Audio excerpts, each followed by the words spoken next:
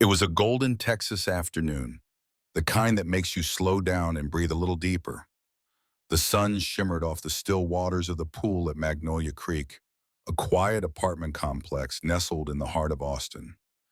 Children's laughter had faded hours ago, leaving behind a hush broken only by the soft rustling of trees and the gentle lap of water. Marcus, a 32-year-old software engineer, sat alone on a poolside lounger. He'd just wrapped up a big project at work, the kind that keeps you awake for nights on end, and for once he allowed himself the luxury of doing nothing. A glass of cold lemonade sat within reach, condensation beating down the sides. In one hand, a worn paperback, in the other, the kind of calm that rarely visits a man so often consumed by deadlines and code. But that peace wouldn't last. The sharp click of heels on concrete broke the silence. Marcus looked up, expecting maybe a neighbor or someone passing through.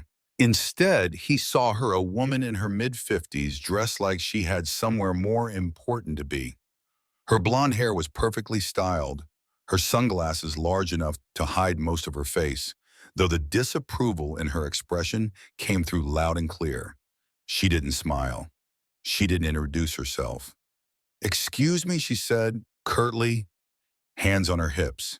"Do you live here, Marcus?" Blinked unsure at first if he had heard her right. "Yes, ma'am, I do." Her brows lifted. "Really? 'Cause I've never seen you before.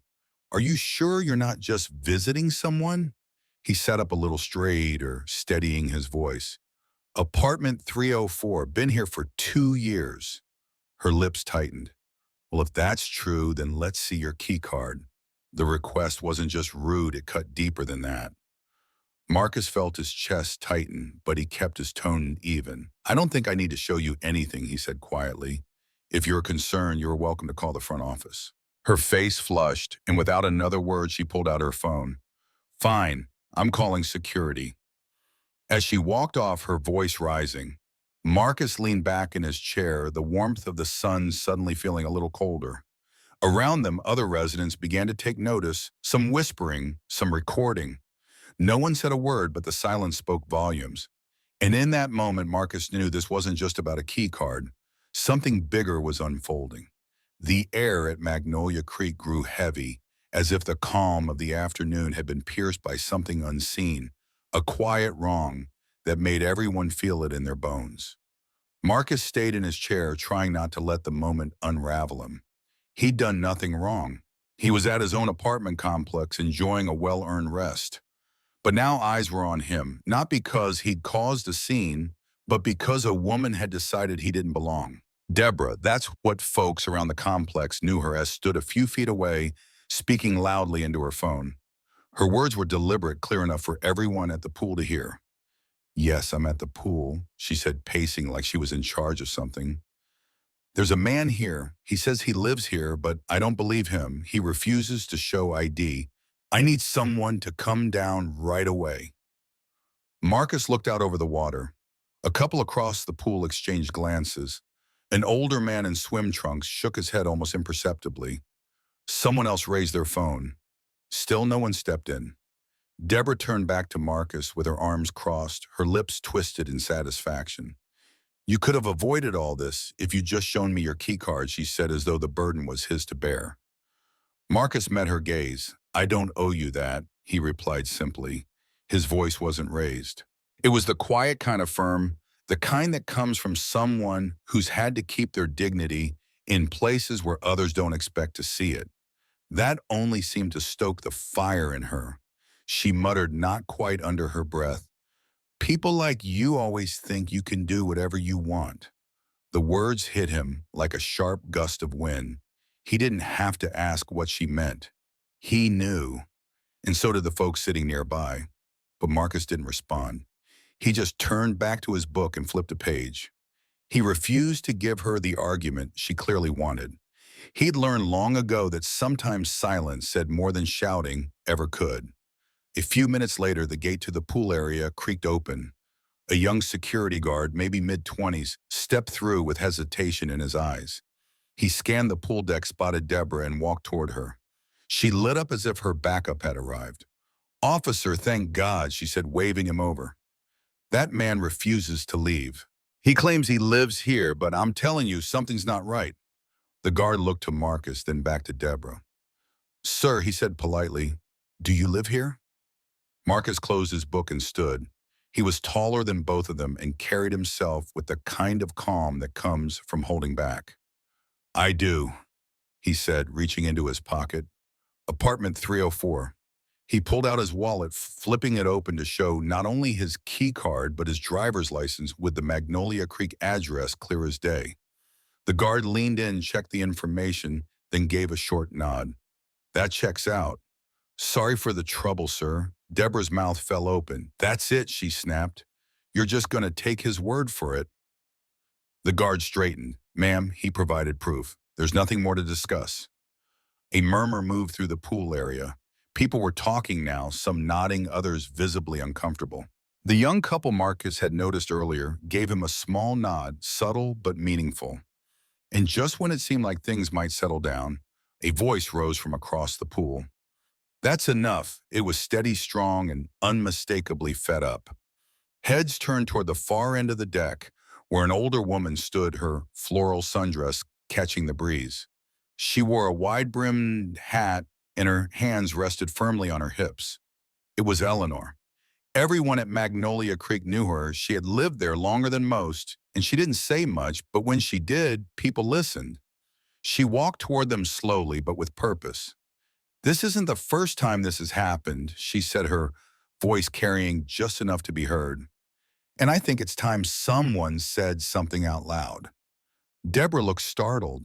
I, I don't know what you're talking about," she stammered. Eleanor didn't blink. "Don't play innocent. You've been doing this for months. Last week it was the delivery driver. You said he looked suspicious because he was eating his lunch in his truck. The week before that, you called the police on those two college kids moving in because they didn't look like renters." The silence that followed was deafening. Eleanor took a breath, softening only slightly. "And now this calling security on a man who's done nothing but sit quietly by the pool." She turned to Marcus, her gaze kind. Then back to Deborah, her words even and sharp. "You're embarrassing yourself," she said. The crowd was fully tuned in now. Some nodded, some looked away. Shame they hadn't spoken sooner. The security guard stood still, uncertain what to do, but sensing something meaningful was happening. "This is supposed to be a community," Eleanor continued. "We all live here, we share these spaces. But treating people like they don't belong, just because you don't recognize them, or because they don't look like you, expect that's not how this works." For a moment, no one said a thing. Then slowly someone started clapping. It was hesitant at first, but then others joined. The sound echoed off the pool's surface like a quiet declaration. "We see what's happening, and it's not okay." Deborah looked around, stunned. Her face had gone pale. She gathered her things in silence, muttering something no one caught, and hurried out of the pool area with her head down. Eleanor turned back to Marcus. "I'm sorry you had to deal with that," she said softly. "It's not fair, and it's not right." Marcus offered a small smile. "Thank you," he said. "That means a lot." The pool deck slowly returned to a quieter rhythm, but something had changed. There was a different kind of awareness in the air now, the kind that comes when truth is finally spoken out loud. And while the confrontation seemed to be over, its impact was only just beginning. As the sun dipped lower behind the rooftops of Magnolia Creek, the poolside confrontation that had begun with an accusation now carried the weight of something much larger. Deborah was gone, hurried off in a flurry of embarrassment and silence, her self-righteous indignation replaced with something quieter, more uncertain. And yet the atmosphere still held its breath. People remained by the pool, not quite ready to move on. Conversations were hushed glances exchanged. Something had cracked open, something that had long been present, but it rarely named. Marcus stood still for a moment, taking it all in. His heart was steady now, but the sting of it all lingered. The accusation, the suspicion, the public spectacle, it wasn't new, but that didn't make it easier. What did make it different this time was Eleanor. The older woman had returned to her lounge chair, her floral dress swaying slightly in the early evening breeze. She wasn't looking for thanks or attention. She just sat quietly as though she'd simply done what needed doing. A few minutes passed before Marcus walked over. "May I?" he asked, gesturing to the chair next to her. Eleanor smiled warmly. "Of course, sweetheart. Sit." He settled into the chair with a grateful sigh. The pool water shimmered under the fading sunlight, but the world around them felt more grounded now, more real. "I didn't expect anyone to say anything," Marcus admitted after a moment. "Not out loud." Eleanor nodded slowly. "I know, and that's the problem." She turned to look at him fully, her eyes full of a quiet fire, the kind that comes from seeing too much over too many years. "This isn't the first time I've seen something like that," she said. "And if we're being honest, it's not the first time I've stayed quiet either." Marcus didn't respond right away. He let her speak. "But today, I don't know, maybe I just had enough. Maybe it was the way she talked to you like you didn't matter. Like you weren't even a person." "I've lived here a long time, Marcus. I've seen people come and go, but lately, it's felt like folks are forgetting what it means to be neighbors." He looked at her, his expression soft. "Well, you remembered." Eleanor smiled again this time with a hint of sadness behind it. "I just wish I'd spoken up sooner." From across the pool, a young man with headphones around his neck and a phone in hand approached. He looked to be in his 20s, maybe a college student. He hesitated for a second, then held up his phone. "Sorry to interrupt," he said gently, "but I recorded what happened. I posted it. I didn't show your face, ma'am." He added quickly, nodding to Eleanor. "But people need to see this." Marcus raised an eyebrow. "You posted it?" "Yeah," the young man said. I just, I couldn't believe it. I captioned it, 'This just happened at Magnolia Creek. When will this stop?'" Eleanor let out a slow breath. "Well, it's out there now." The young man looked uncertain. "I hope that's okay." Marcus gave a thoughtful nod. "It's more than okay. Maybe it'll help someone else feel seen." The young man offered a small smile, then backed away to give them space. Eleanor looked toward Marcus again. "You sure you're all right with all that attention? I didn't ask for it," he admitted. "But I know what that moment meant.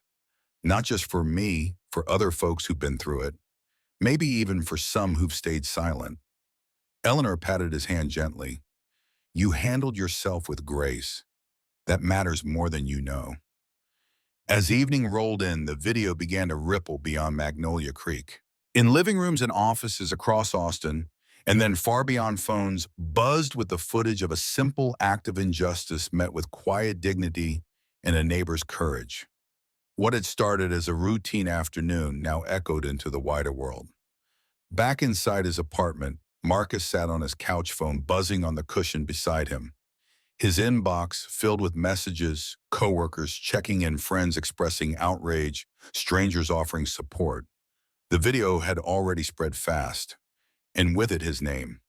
Across the complex, the property manager, Ms. Delgado, was watching the same video. Her brow furrowed as the incident unfolded on the small screen. She recognized all the voices. She knew exactly who Deborah was. It wasn't the first time she'd received complaints about her, not by a long shot. But this time it was different. This time there was proof, and that changed everything. She set her phone down, picked up her notebook, and scheduled a meeting, one for the next morning. One with both Deborah and Marcus. The wheels were turning now, not in secret, not in silence. At the heart of it all, a man who had done nothing more than sit by a pool with a book and a drink, and a woman who finally decided enough was enough. As night fell over Magnolia Creek, porch lights flicked on and curtains were drawn. The complex settled into its evening rhythm, but the events of the day still echoed. In conversations whispered behind doors and texts between neighbors, and in the way people would look at each other a little differently tomorrow. The truth had been spoken, and once spoken, it couldn't be ignored. By nightfall, what started as a quiet confrontation beside a swimming pool had become something far louder than anyone at Magnolia Creek could have expected. Inside his apartment, Marcus sat on the edge of the couch, phone buzzing beside him like it had forgotten how to rest. Notifications rolled in one after another, comments tags, messages from friends he hadn't heard from in years. A video clip of the incident posted by that young man by the pool, Lucas he'd said his name was, had caught fire online. It showed everything: Deborah's accusations, Marcus's calm response, Eleanor's powerful stand, and the applause that followed. Lucas had captioned it with a simple, pointed question. This just happened at Magnolia Creek. When will this stop? People were sharing it across platforms faster than anyone could have imagined. Local Austin groups picked it up first, then regional outlets. By morning, national voices had taken notice. Hashtags spread like wind through dry grass. How about Jordan Harris? Hash call out. Karen Han, let him swim. The weight of it was surreal. Marcus watched the clip play on his screen not because he enjoyed reliving it, but because seeing it through someone else's lens made it feel more real and somehow more painful. The words Deborah had thrown at him still stung even if he'd stood tall in the moment. And yet something had shifted. People were watching now. People were paying attention. Across the complex in a modest office tucked behind the leasing lobby, the property manager, Ms. Delgado, sat alone at her desk, staring at the same video. Her coffee had gone cold hours ago. Her jaw tightened as she replayed Eleanor's words, heard the crowds clapping. This wasn't just uncomfortable anymore. It was unacceptable. She'd received a number of complaints about Deborah before, whispered concerns about rude comments, judgmental looks, even one tense encounter with a moving crew that had left a sour taste in the air. But this was different. This wasn't a rumor or a he said, she said. This was visible, undeniable, and public. Ms. Delgado leaned forward, her eyes narrowing as she picked up the phone. The next morning, Marcus arrived at the leasing office just before 10. He'd barely slept, but he came anyway. He didn't want to rehash everything, but part of him knew this wasn't just about yesterday anymore. This was about every time someone like Deborah made someone like him feel like a stranger in their own home. Deborah was already there, sitting stiffly in a chair across from Ms. Delgado's desk. She didn't look up when Marcus walked in. Her arms were crossed, her jaw clenched tight like someone bracing for a storm. "Thank you both for coming," Ms. Delgado said evenly, gesturing for Marcus to sit. The meeting began with no small talk. "I've reviewed the video," she said firmly, "and I need to be clear, what I saw was not a misunderstanding. It was harassment." Deborah huffed. "I was just trying to keep the community safe." "He could have been anyone," said. Delgado didn't blink. "It's not your job to decide who belongs here. That's what our staff and security are for. You've made assumptions over and over again, and this time you did it in front of the entire neighborhood. And now the entire country is watching." Deborah's face reddened. She looked at Marcus for the first time, not with apology, but with a trace of disbelief, as if she still couldn't understand why she was the one being questioned. "I'm issuing an official written warning," Ms. Delgado continued. "Any further incidents of this nature will result in the termination of your lease.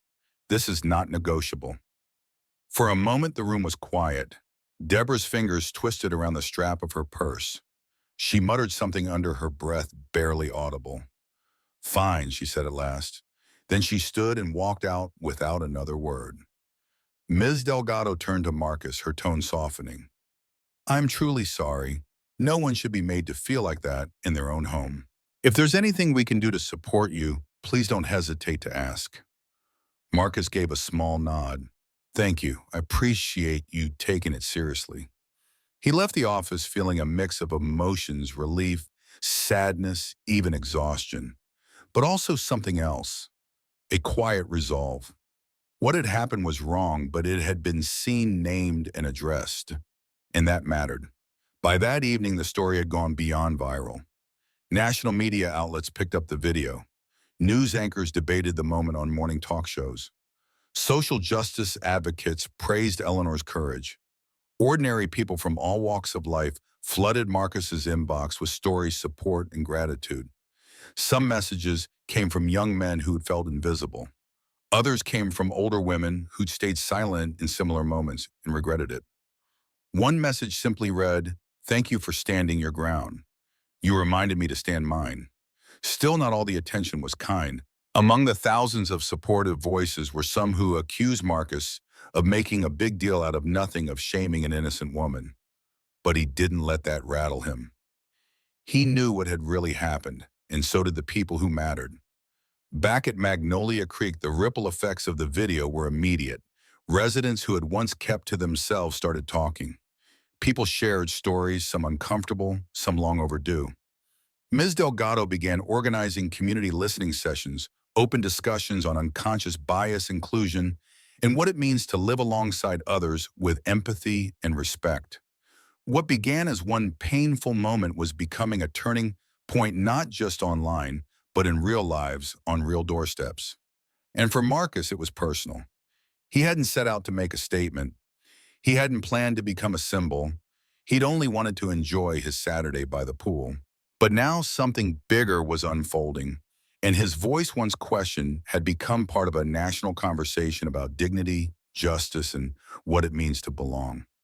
As the sun set on a day unlike any other, Marcus stood by his window watching the soft light spill over the courtyard. It wasn't perfect, and it wasn't over. But it was a start. The days that followed were unlike anything Marcus had ever experienced. He woke up to a phone that wouldn't stop buzzing. His inbox overflowed with messages from strangers, reporters, community leaders, even a few celebrities.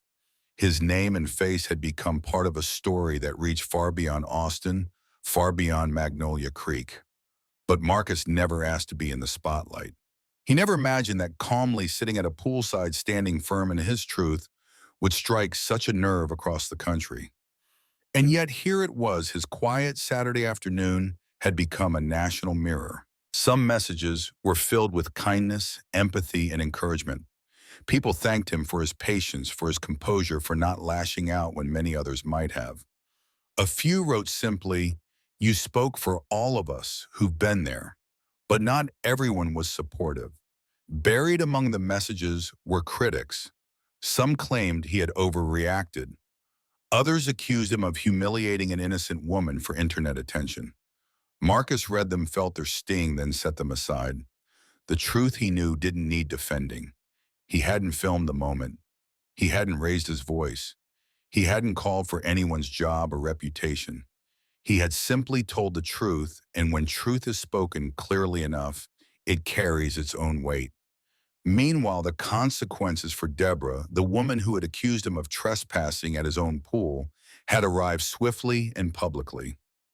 A week earlier, few residents knew her name. Now everyone did.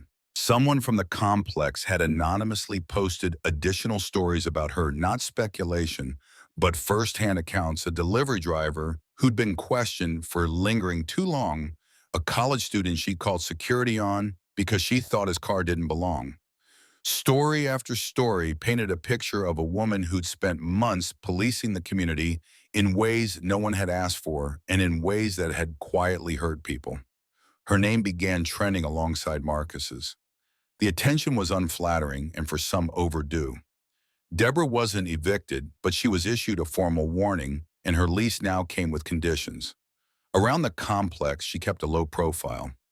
No more long walks or idle chats near the mailbox. If she passed someone in the hallway, her eyes went straight to the floor. There were whispers she might be moving. No one knew for sure. But what was clear was that the community saw her differently now, and perhaps she saw herself differently too. For Magnolia Creek, the video had been a wake-up call. Residents who once exchanged only nods in the parking lot now struck up real conversations. People began to ask questions of themselves and of each other. Why had so many stayed silent for so long?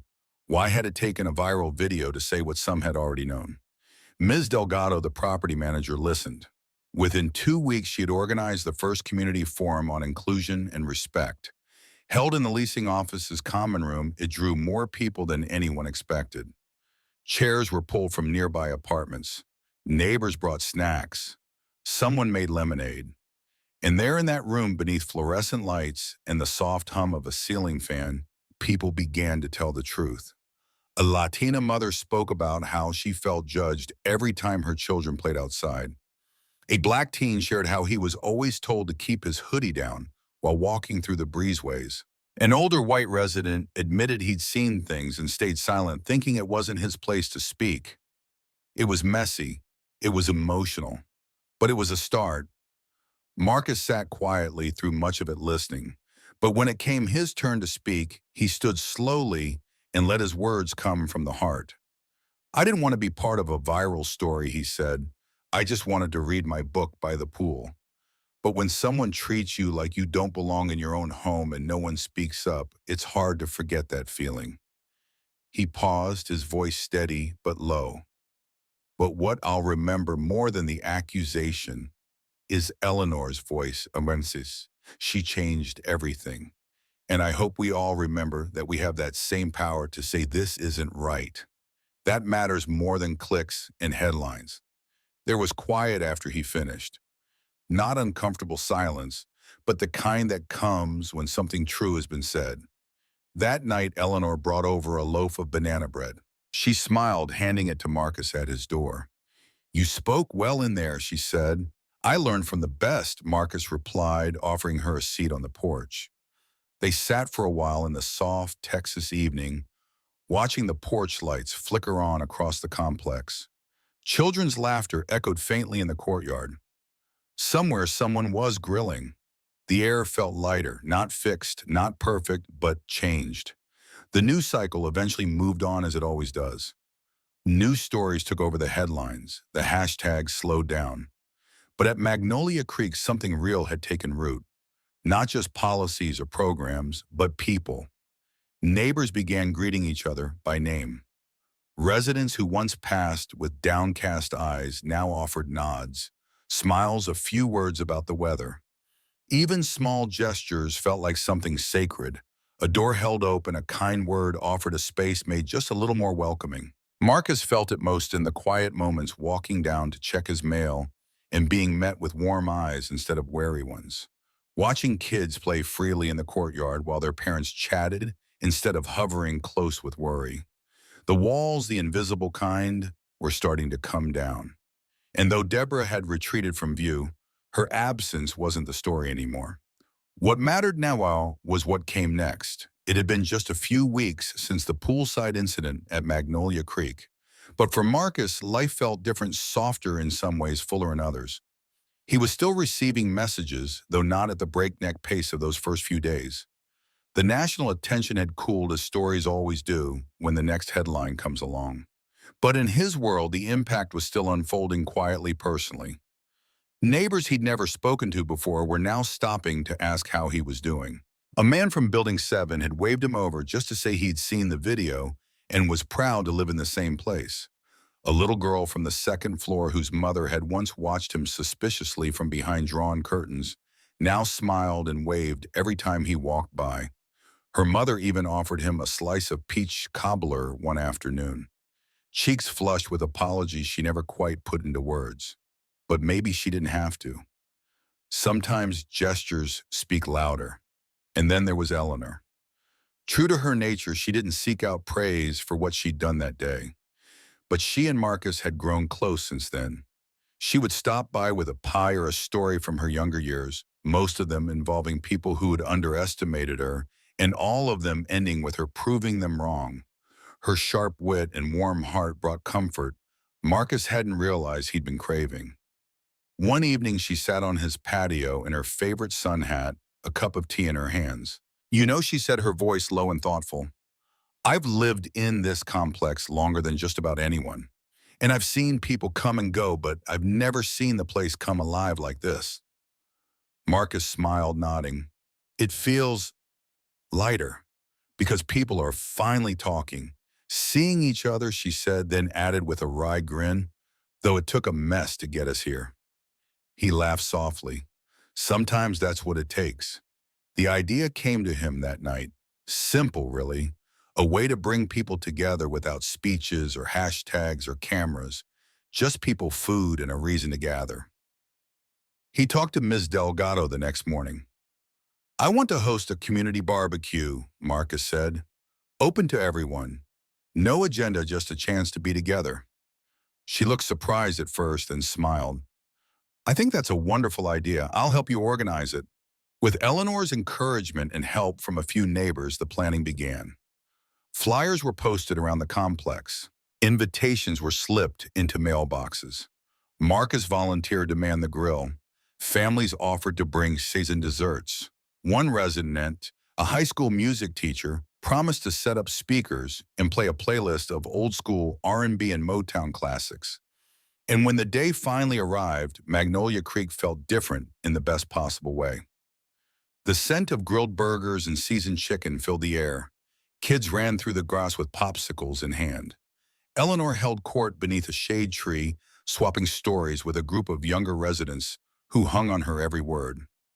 Ms. Delgado set up a table with lemonade and sweet tea, her usual professional demeanor softened by the sound of laughter and music around her. Marcus stood by the grill flipping burgers with practiced ease, sweat beading on his forehead, but a smile on his face. One by one, people came up, some to get a plate, others just to say thank you. An older gentleman with a cane approached and said, I've lived here 10 years. This is the first time I've ever felt like I was part of something. Marcus handed him a plate. I'm glad you're here. A teenage boy with earbuds pulled one out long enough to say, my mom told me to come say thanks. She's shy, but she really appreciated what you did. And Marcus nodded, understanding exactly what wasn't being said. As the sun began to sink low behind the trees, casting a warm golden hue over the courtyard, Marcus stood for a moment and looked out over the gathering. Laughter rolled through the air like a summer breeze. Neighbors from different backgrounds, different generations, different stories sitting together, talking, eating, being human with each other. It wasn't a revolution, but it was something. Eleanor approached him with a plate of cookies, her smile tired but proud. You've done something real here, she said, something people are going to remember. Marcus looked down at the plate in her hands, then back at the people surrounding them. I couldn't have done it without you, he said. She waved a hand. All I did was speak up. He shook his head gently. You reminded people how. Later that night, after the tables were folded up and the last child had been called home, Marcus sat alone on his patio. The hum of cicadas filled the still air. He let the quiet wash over him, feeling the weight of the day settle into his chest, not heavy, not burdensome, but grounding. He thought about how far things had come, not just for him, but for all of them. He hadn't planned to become a voice. He hadn't set out to teach a lesson. But somehow, in standing his ground and holding his dignity, he'd given people permission to do the same. And in doing so, he'd found something he didn't know he was missing: a community. As summer gave way to softer evenings and longer shadows at Magnolia Creek, something had settled across the community, something you couldn't quite name, but you could feel. The air was lighter, the neighbors friendlier. There was laughter where there used to be, silence and warmth where once suspicion lingered. The complex wasn't perfect, and it never would be, but it was healing. Marcus could feel it each time someone nodded to him in the courtyard or struck up a conversation at the mailbox. Not long ago, he was the man someone tried to remove from his own pool. Now he was the neighbor people turned to, not because of a viral video, but because they knew his story. And maybe in some quiet way, they saw their own in it. Even Deborah, once the center of that painful day, had changed her routine. She rarely appeared in the common areas anymore, moving quietly from her car to her door. There were rumors she might leave Magnolia Creek altogether, but no one knew for sure. And Marcus, he held no bitterness. Some changes take root slowly, others come all at once. But all of them begin the same way when someone finds the courage to say, this isn't right. Marcus stood on his balcony one late afternoon watching children chase each other through the grass where the barbecue had been just days before. Across the courtyard, Eleanor sat beneath her favorite tree, sipping sweet tea and smiling as she waved at him. He waved back and for a moment said nothing at all.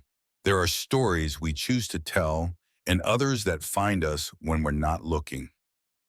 This one began with a quiet man and an unjust accusation, but it became something more, a reminder that even in the most ordinary places, dignity matters. So does kindness. And so does speaking up when it's easier to stay silent. Sometimes the greatest strength is in staying calm when others expect you to break. Marcus didn't respond with anger. He responded with truth. And when Eleanor raised her voice beside his, it showed us that being an ally isn't about being perfect. It's about showing up when it counts. Prejudice can live quietly just under the surface, but so can compassion. And when we choose to see each other fully, not as strangers, but as neighbors, something powerful begins to change. If this story touched your heart, I'd love to hear your thoughts. Have you ever witnessed someone stand up for what's right, even in a small way? Have you ever had to feel free to share your story below? Your voice matters here. And if you'd like to hear more real human stories like this, stories that remind us who we are and who we can still become, I'd be honored if you'd join us. Take care of yourself and take care of each other.